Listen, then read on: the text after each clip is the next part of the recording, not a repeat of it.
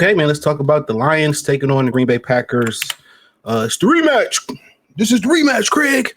So it's the biggest game of the Lions season. I did a video last week talking about if they lost the Giants game or if they lost the this is week 13, by the way. Or if they lose this Green Bay Packer game, it's a Rizzy. It's a wrap. It's like Saran. It's a wrap. And my Craig Mack voice, rest in power to the good brother Craig Mack, who actually put Bad Boy on. It wasn't people think it was Biggie, but it was actually Craig Mack. Do your history. Take that.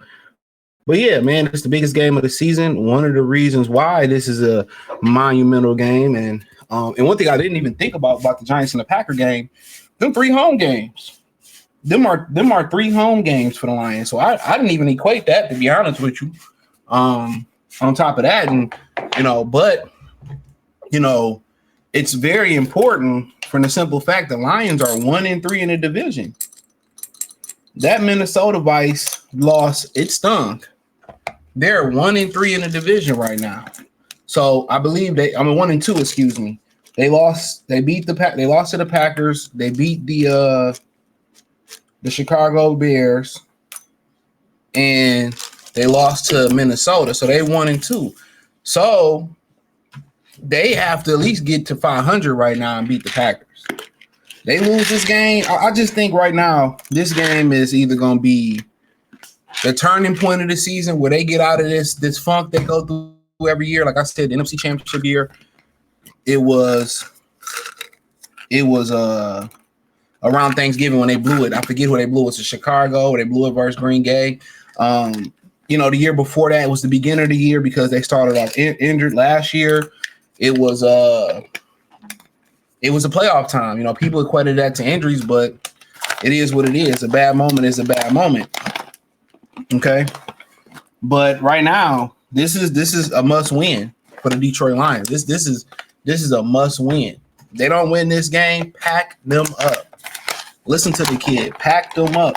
And this is a swing game. Even with Philadelphia, it wasn't as big as this one. This is a swing game for them right now. They 2.5 point favorites. Usually the home team get the tray, get 3. Shout out to the Pistons winning 13 straight too.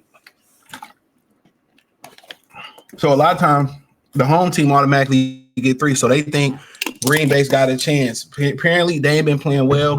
The over and under is 49.5 points. So they expect them to score some points on the turf. Not sure what they will. Or it's 40.5 now, 48.5. 120 is the money line for plus 120 for the Packers.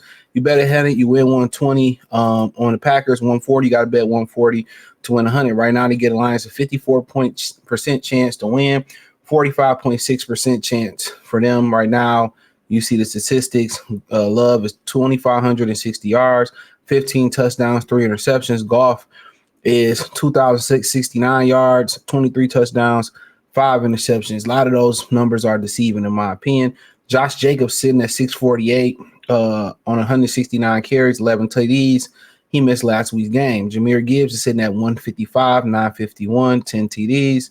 Big game last week to really put a gap between them. Romeo Dobbs, 522 yards. St. Brown, 884 yards, 9 TDs. Parsons has 10 sacks. Aiden Hutchinson right now, 8.5 sacks. Jack Campbell just in the class is on. I don't want to talk about that. And Quay Walker.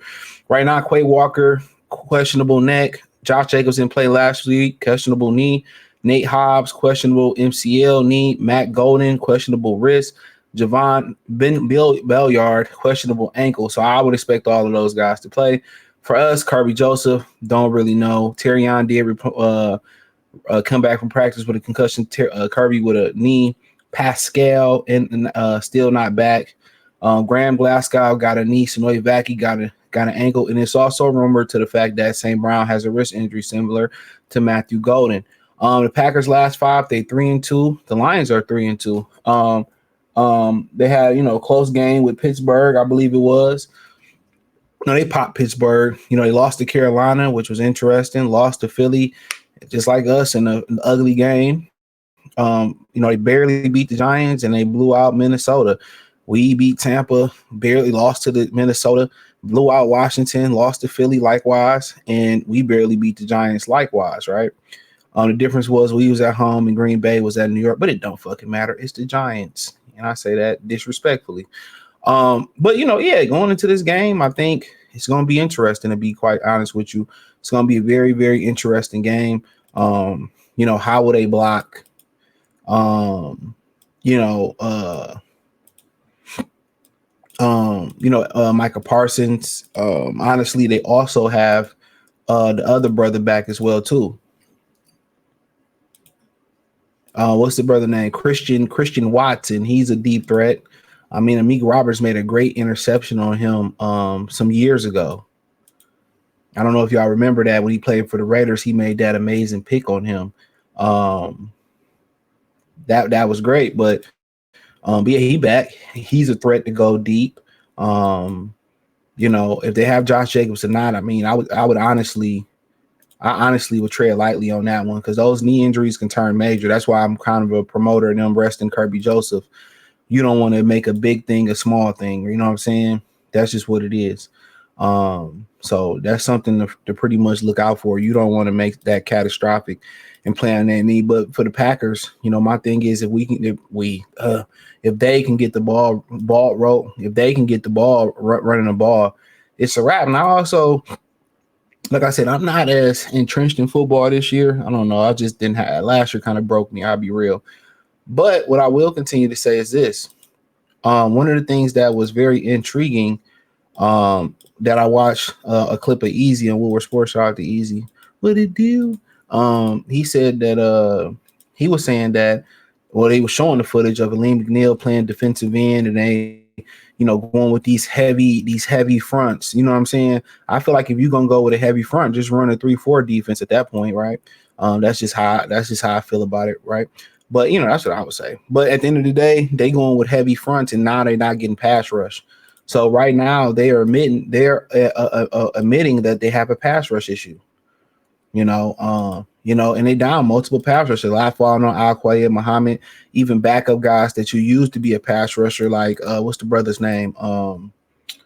Pat O'Connor's. I think he down and out. I mean, they missing a lot of just different people. So ultimately, they gotta get it together. So if I'm Green Bay, if you can run the ball, run the ball. But I wouldn't blame Matt LaFleur for going pass happy. And one of the reasons I wouldn't blame Matt LaFleur for going pass happy is for the simple fact that the Lions can't get a pass rush because they don't have pass rushers outside of Aiden Hutchinson. A lot of people is blaming Aiden Hutchinson for them not having a pass rush. But ultimately, it really boils down to the simple fact of they don't have help. And I got a video coming talking about that. Not sure when y'all gonna see it, but yeah, ultimately they don't have the help.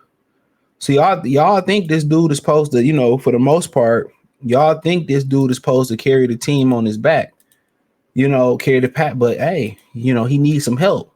Makai Wingo, he injured. Josh Pascal injured.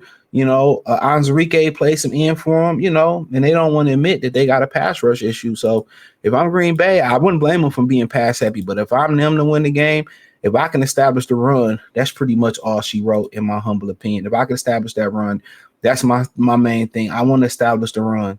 That way, you see the Giants just ran the ball good enough last week, and it opened some things up. That way you can exploit some things. Now, you're probably going to be seeing, Terrion Arnold out there. He's pretty good in coverage. And other than that, you're probably going to be seeing some other guys that's really good at, DJ Reed probably knock off the Russ real quick. You might see Kirby. So you're going to see a different secondary, but some of them guys will be rusty, but you're going to see more talented guys in that secondary than the Giants seen. So, but if you can run the ball, the windows are going to be gigantic. So that's just them. Run the ball. And I feel like the offense will truly open up for them. And then defensively for them, they know what they need to do. Pin their ears back. Go get Goff. We know the thing is get your hands up, block his passes, hit him early, and the ball will go through the dirt. All right. And for the Lions, the whole thing is this, man. For them, establish the run. couldn't run the ball the first time. You must establish the run. Obviously Dave Montgomery's played out like British Knights, but established the run. Hopefully you get the play action going. If you can get the play action going, then yeah, if you can get the play action going, that's the ticket for the Lions. But ultimately, I like the Packers in this game. I like the Packers 30. I like the Packers 25 to 30. I'm gonna say that. I'm gonna say 25 to 30. The Packers get the win. I just don't believe in this team. I think the interior line is toe up. I don't think they're gonna be able to block Micah Parsons and those guys. And I know they're struggling over there too, to be honest, but for the most part, I think the season, the bid to win the division, it dies on Thursday. Just broken up, injured, no help for Aiden Hutchinson. And I think the Packers come here and they get a big win, and they probably gonna go somewhat of a run. So that's just the way I see it. I don't like what I've been seeing from this team. And a lot of these guys are gonna sit here and sell you a dream. Well, we gonna get it together. We gonna get it together. And the Lions have shown the ability to break out of funks. Historically, it tells us at some point they will break out of this funk. So, hey, let me know what you girls and guys think. Thumbs up the video, share the video, subscribe to the channel. Like the Packers 30 to 25. Hit the link in the description. You can follow me everywhere: X, Facebook, Instagram, the whole nine. Peace.